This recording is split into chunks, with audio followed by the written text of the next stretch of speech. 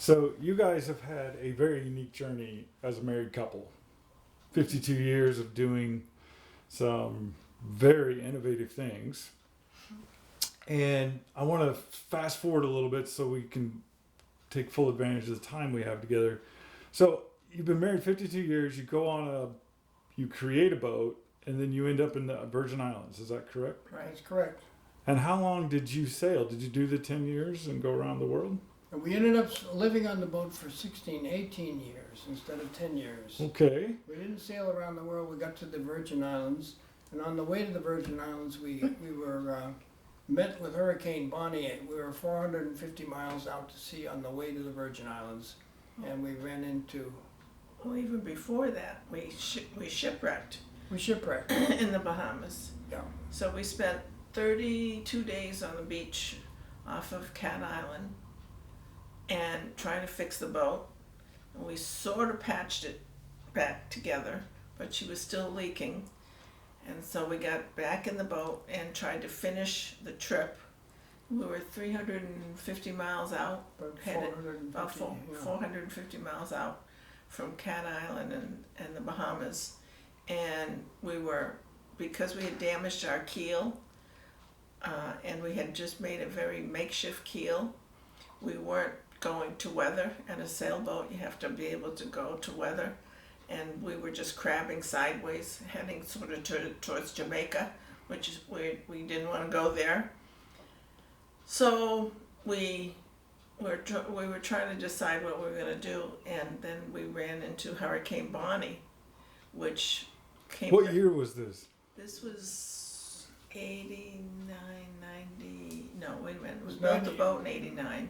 96? About 96, About 96. Okay. I believe. And we turned around and ran with the hurricane, and we were doing it. That was really scary. We were exhausted to start with because we had been trying to get ready to try to finish this trip.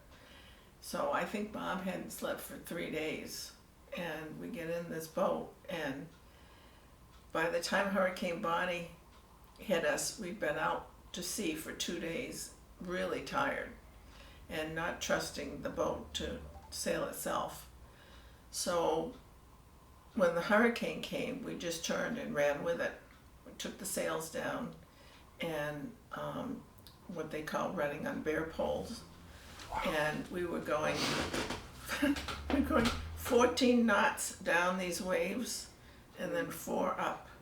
17 knots down. Okay, 17 knots down. And Which is scary as anything, because you turn around and you look and the wave coming at you is taller than our mast, and we're in this trough and then we go up. right, you would look back and see a wave so high, you'd think, okay, we're done. We're not gonna make it over this, and the boat would somehow or other rise to the wave. Such a great boat. And so after a while, I got confident that it was horrible, it was terrible, but I was confident that the boat was going to be okay. At least I thought it was. And so I was really tired, and I said to Claire, we had some chairs that we were storing down below that we were going to put on the beach when we finally get to where we were going. I said, I'm going to sit in one of those chairs in the cockpit, and it'll be more comfortable. So I got this chair up. It's just a It plastic was like the lawn little chair, white like plastic little white chairs, those, So I sat in this thing, kind of had it in the cockpit, and it was really comfortable. So I instantly fell asleep. Uh-huh. And the next thing I knew, I'm flying through the air because we had fallen off of a wave. And I had a tether on. You always tether in this kind of weather. Yeah. I was tethered to the boat, so the tether yanked me back in, and I crashed down into the cockpit. And that woke Claire up. She was trying to get some sleep at this point. Yeah, neither one of us had been sleeping. Anyway, it was tough. So I can say that if we didn't have faith in God, we'd have quit. We'd have given up. We did a lot of praying with that. Okay, so in many ways, the journey that you've been on has been one series of really, really difficult sort of tasks or challenges over and over. You guys have really had adversity in your marriage. Whether it's physical adversity from the elements or just the challenge of staying married 52 years. Right. Tell me, without, it doesn't have to be personal or private, but what has been the high and low of your marriage so far? 52 years. What was the high point? What was your low point? That's interesting. One of the high points was when we moved into the house. Here. And Here, right? Here, Yes. but also That was Newfield. the West Newfield house that we had built. When we actually walked into the house, it was not done, it was not finished, but we were in the house and we had moved our sleeping from the tent into the house. And being in the house for the first time was really a high point. It was kind of like, well, we're really stubborn. There's You no don't question. say. Yeah. There's no question we're stubborn. And I think that has something to do with faith, that you have to be stubborn in your faith, I believe, too, or it gets shaken. And so we've been stubborn about a lot of things. We've been stubborn about sticking together, and as with any marriage, we have differences. I'm always right. And, Good to know. Yes, Good to know. Yeah. But no, Claire is always right, actually. No. So basically, you see, that's what happens. When I say something, she's apt to say no. In other words, we don't always agree, but it's okay. We work it out one way or another, so that we're fine with disagreeing, and usually we end up agreeing somewhat, at least. Yes. And you finished? I don't want to interrupt you. I better be I have a quiet. lot to say on this She's going to subject. say a lot. Okay, Claire. I do. I really do, because, and I'm going to go back to my youth. And like Harriet, my parents were miserable together. They were both really good people, but they never ever should have gotten married. They were miserable together. They fought constantly. Religion, and my dad was a Catholic. Both parents were Catholic, but my dad was a devout Catholic, and my mother refused to go to church because there were things that happened that she couldn't forgive him, and so they had a very volatile relationship, and it was ongoing. And when I was young and I would hear them argue, I said to myself, if I ever get married, I am going to make sure that I do everything in my power to make my marriage work. And the thing that I found with my parents, which was their problem, was they both wanted to be the boss. Neither one was going to give in to the other one. And they could not compromise. They just couldn't compromise. And I was, 12 or 13, and I thought, if my mother would just do this, if she would just go to church with him on Sunday, he would then treat her so much better. But she refused. She was so stubborn, and he was so stubborn. So when I met Bob, he was divorced, and I knew he had 3 kids, which that's somebody at the door. It's okay. Yeah. So when I got married, when I met Bob, and we clicked. You asked earlier where we met and how we met. We met at a jazz club in Saugus, Massachusetts. I was working as a personal chef for this family that lived in Ipswich, and my night off, which was I think Saturday, I went to this jazz club. It was called Lenny's on the Pike, and we both loved jazz. My first record album that I ever bought when I was 17, when I graduated from high school and got a job, was Dave Brubeck, Time Out. So we both met at this club. He was going, he had been going on a different night with a friend of his from school where he was teaching at Brooks School, and I was usually going on a Saturday night. But this particular night he, excuse me, he was there alone with, without his friend, and I was always alone. And so we met, and we just really hit it off right from the beginning. And I always She felt, was attracted to my Harris tweed jacket, which was the only good jacket that I had, and my car. I didn't know you had a car, an MG, when I met you. Anyway, I'm teasing. so my philosophy with a relationship was that if I met somebody that I respected and liked, and that had the same sort of moral compass that I did, and that I really, really felt like I could be not only my best friend, but somebody that I could love, then he was going to be the boss.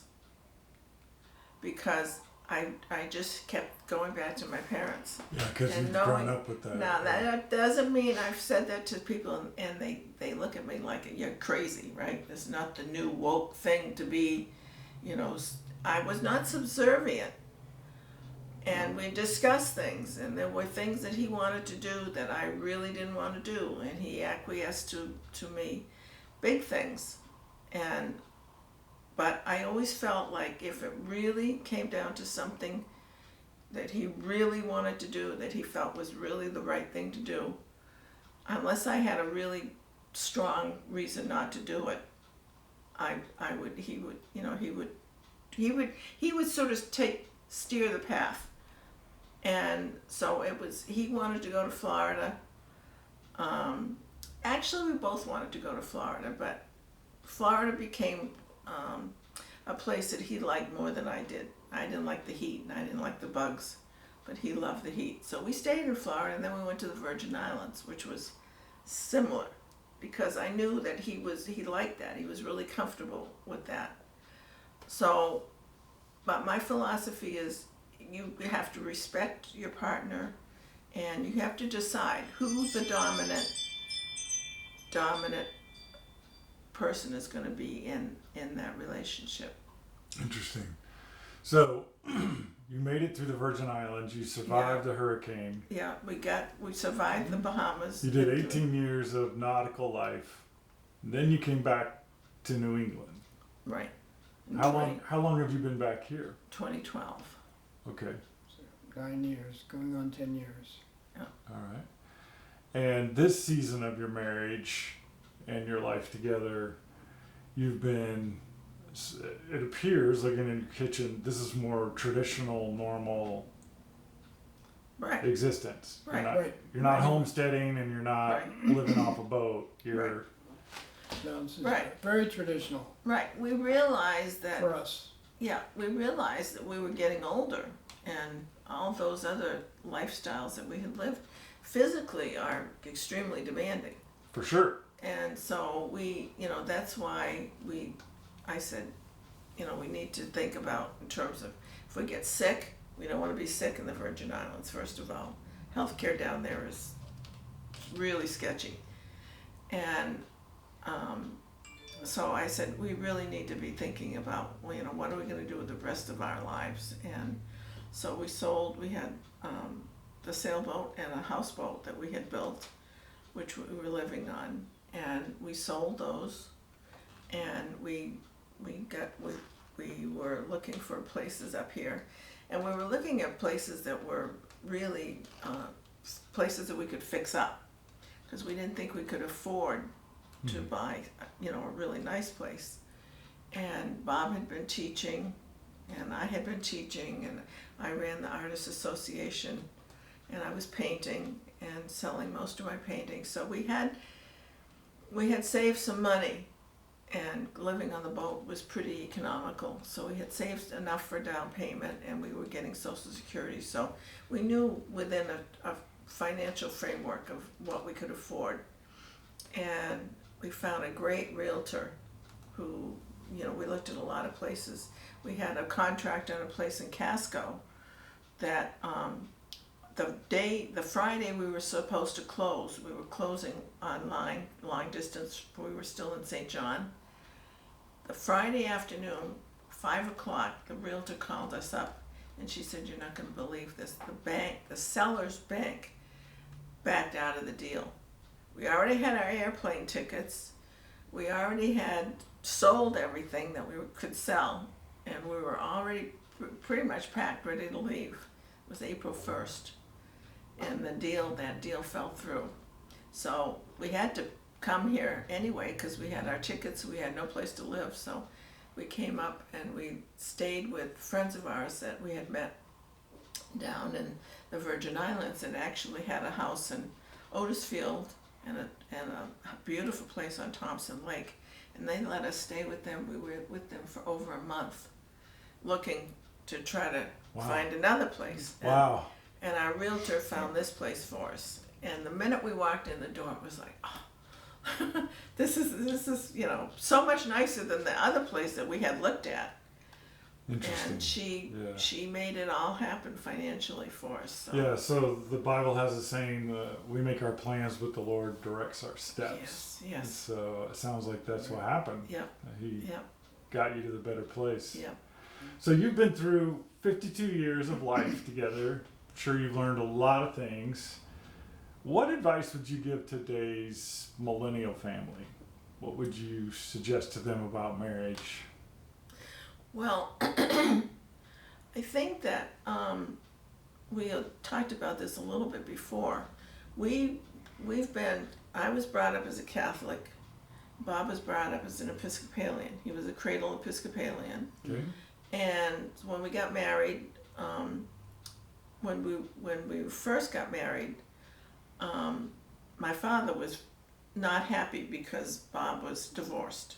Being Catholic, that was a no-no. So when we first got married, we didn't go to either church. And then we moved to Maine, and we started going to the Episcopal church. But it was a real battle getting out our road and going to church, and we couldn't find a church that we really felt like we fit into. So for a long time we didn't go to church, and then we'd been in Maine probably, I don't know, 7-8 years, when we had friends in Kennebunk, and they were going to this evangelical, forget the kind of church it was, but anyway, a very fundamental church in Kennebunk. So we started going to that church and got very involved in that church. Advent Christian Church. But the problem with that was, again, it was an hour drive in the middle of the winter. So we had to walk on a road to get to the car, and we drive an hour to Kennebunk. Church service was very long. And then they also expected us to go on Wednesday night to Bible study. And we did that for a long time. Bob was teaching in Kennebunk, and I was working for this dentist in Kennebunk. So we were going to Kennebunk 6 out of 7 days a week, and spending a lot of time back and forth. Lily, no, come here. So I got sick, and I had a UTI, and I was really sick, and we missed a Sunday. Lily, come here. Lily, come here. I missed a Sunday. We missed a Sunday. And the next Sunday we went, and the pastor said, "Where were you? How come you weren't in church last Sunday?" Oh. And we said, "Well, not are you okay?" Very accusatory.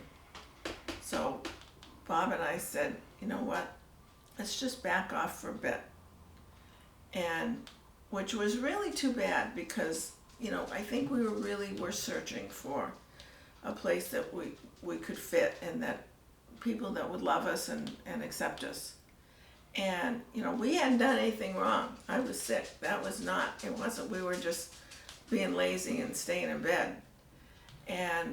But that was, I guess we decided at that point that was the kind of unforgiving attitude that we didn't really want to take part in. So then we didn't go to church in the Virgin Islands. It was very, again, we didn't fit in. You know, they did have a lot of churches. They're quite religious down there, but we just never really fit. And you know, we had friends that went to church, and we talked to them about it. And so when we wrote that letter, we wrote a letter about 29. It was 29 years that we didn't go to church. We always felt that we had faith. We always believed in God. We always tried to live a Christian life. We just weren't living a Christian life in a church with a church family. And then we moved here, and we met Harriet, because Harriet's daughter lives right across the street. So we met Harriet, and Harriet started telling us about you and the church. And we were like, oh, yeah, but it's in Conway. You know? Yeah. And at that point, we were doing, you know, like going to the dump and going to the grocery store, and our circuit. We put 3,000 miles on our car in a year. So it was like, gosh, that's a long way to drive every Sunday. But anyway, we said, you know, we really miss being part of a church family. We really miss that sort of the liturgy and the faith. And so we went Easter, and from then on, this is what we want to be. Wow. What were you going to say, Bob? I was going to say there was another aspect to it, and that is we had met several pastors and ministers and talked to people from other churches, and found out that they were very modern, and they were using different pronouns than we understood.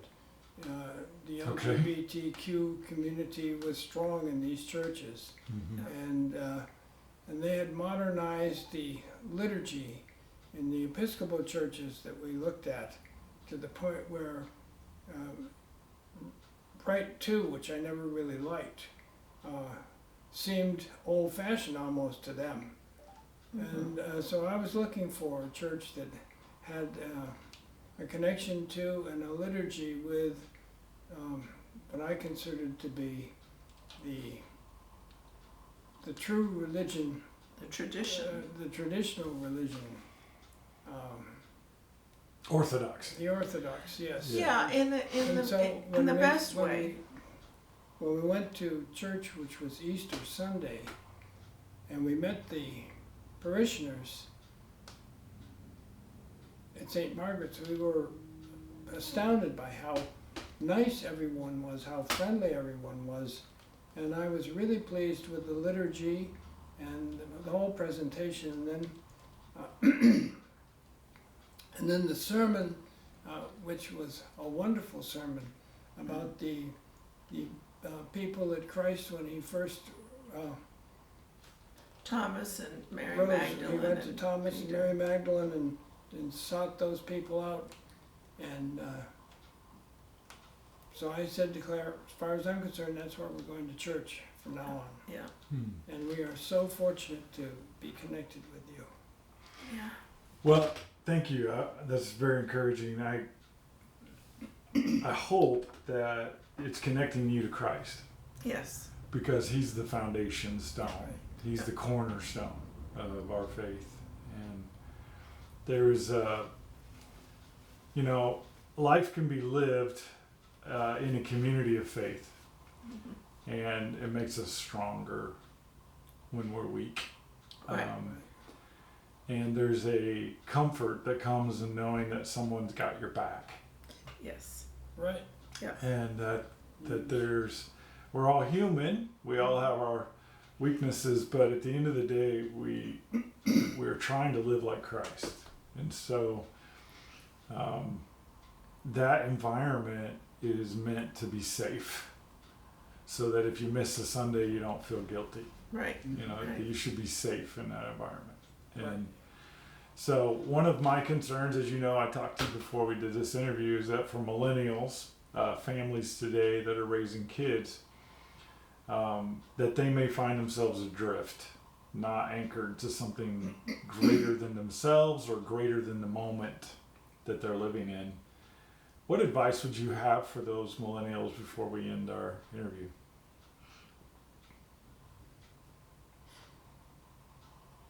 It's hard to get millennials to stop, look, and listen.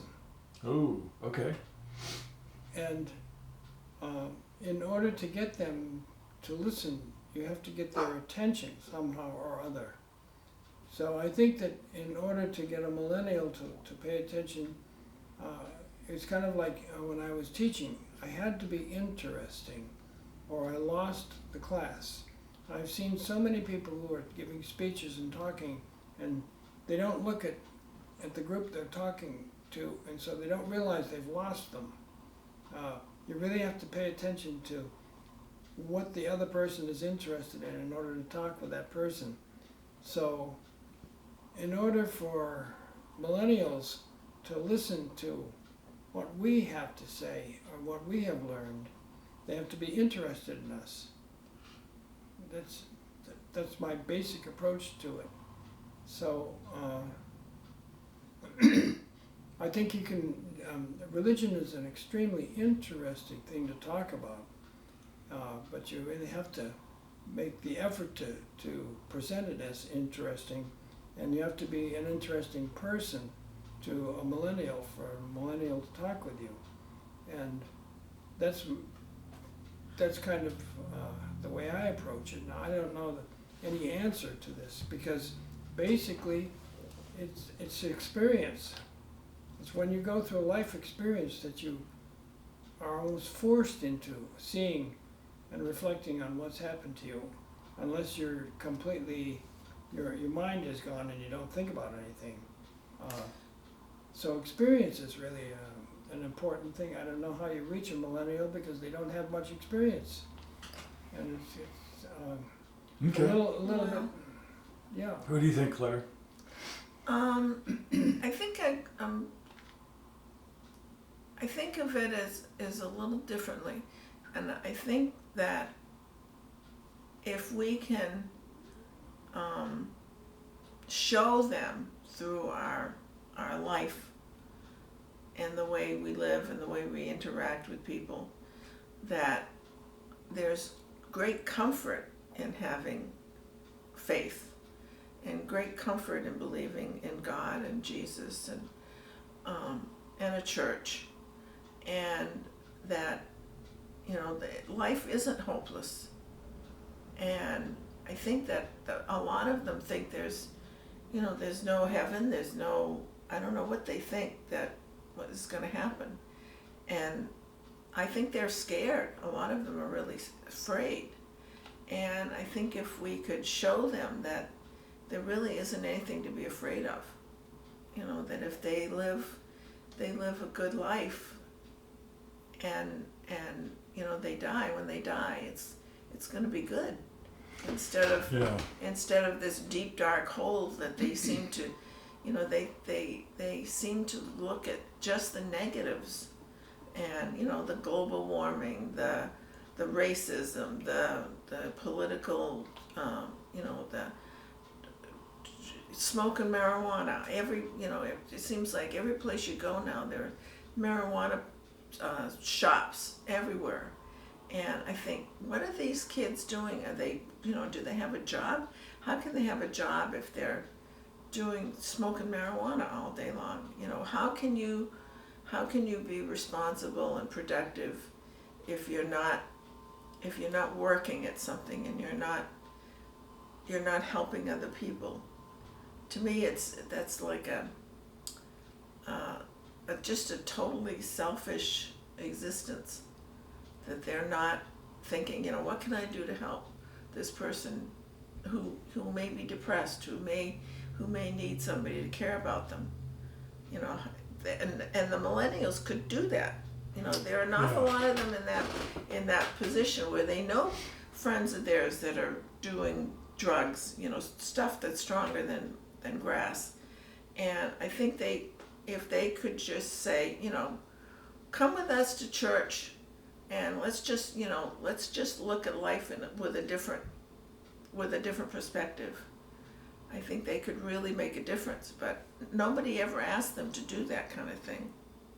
Yeah, so one of the challenges, according to the experts, is that millennials are living life without any real perspective. Mm-hmm. They're in the moment, and so That's right. decisions are made very quickly and expectations are very instantaneous, whereas real life takes 52 years to develop. Exactly. You know, real love takes a long time Right. to be forged through the fire of life.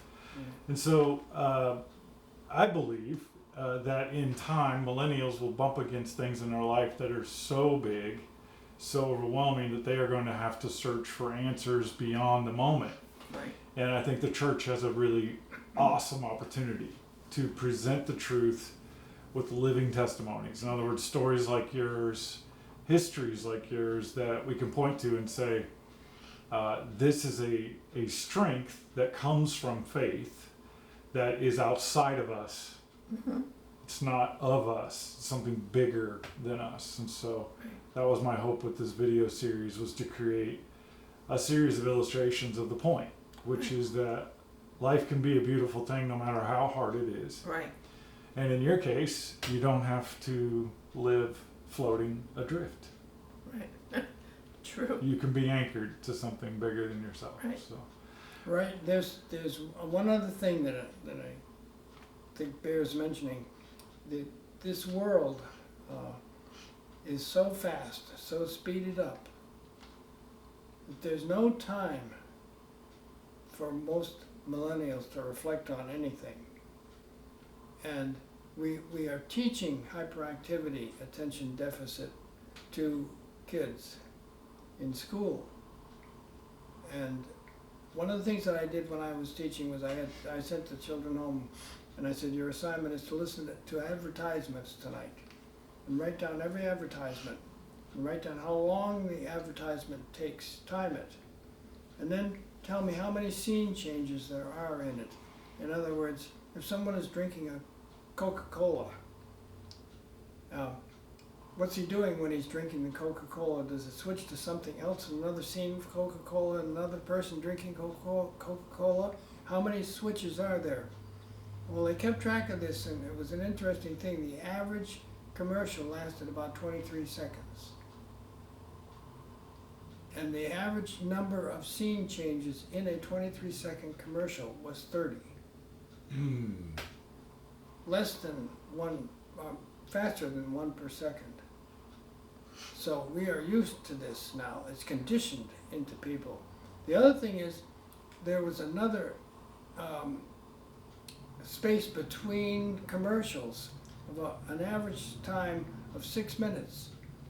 You get an average time of 6 minutes of whatever the show is, and then you have commercial. 6 more minutes, you have another commercial. So when I was teaching, what I did was every 6 minutes I would change. In order to keep their attention. Their attention.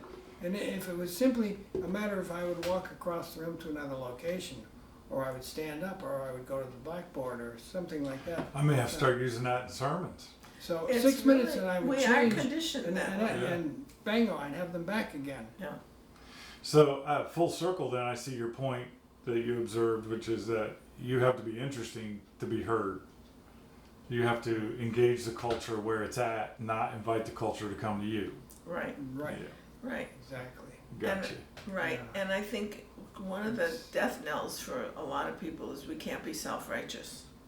We can't act like, you know, you're Yeah, because ultimately every generation is going to encounter similar right. challenges. Right. Marriage, kids, family, career, health. These are all things that every generation will have to wrestle with. Yeah. And so not reinventing the wheel every generation would be good. Right. That we Right. could respect and admire those who have gone before. Right. would be a helpful thing. Right. So, Would be. yeah. And I think trusting as adults, if we can let the millennials know that we do trust them, that, you know, we want to help them, that we're not judging them, I think then they're going to be more open to listening to us. But I think if we just treat them like they're a bunch of airheads, they're not going to want to have anything to do with us. So mutual respect between generations. Absolutely. Yeah. Absolutely. Respecting between, another, between everybody. yeah, another Between perspective. men and women, between, you know, if we think about it, you know. What a full circle for you getting married in 1969 when an entire generation sort of shoved back, right? Yes. Well, the we were. traditions of their forefathers, if you will, and Right. Yeah. and forged a new path. Yeah. And now you've come full circle and saying, hey, there's some wisdom in that stuff. Yeah. Right. And we Yes. we were in Cambridge The- for 4 years during Vietnam. And that was such a volatile, you know, Sure. there were riots, there were, you know, people demonstrating in the streets, there was a lot of turmoil. The police were really heavy-handed when it came to marijuana back then. I mean, they threw you in jail if they even caught you with anything on you. And so it was a very tumultuous.